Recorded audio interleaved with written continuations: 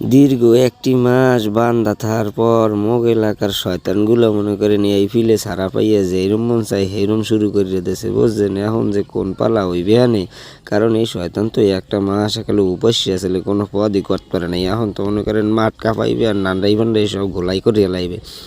আমাকে ওদিকের কী অবস্থা হ্যানো কি এই ফিলে শুরু হয়ে গেছে, মনে করেন রাস্তাঘাটে হাঁটন যায় না একসাথে যেহানে তেহানে মনে করেন এই হামুর হুমুর চলতে আছে, ড্যান্স ডিজে বাড়ি মাড়ি মুড়ি কাঁপিয়া ঘুরে ঘাড়া ঘুমে ঘুমে আটকা সিকুর দিয়ে উঠতে যায়, এই হইল অবস্থা। এখন এই শয়তানের তো থামান যাইবে না অল্পতে, কি লিগে ইয়ারা তো মনে করেন একটা মাস কোনো কিছু করতে পারে নাই, তাই মরা আসে কুড়াল লাগুর পাইলে কিরম জানি করে, ইয়াও তো মনে করেন হেরম শুরু হয়ে গেছে।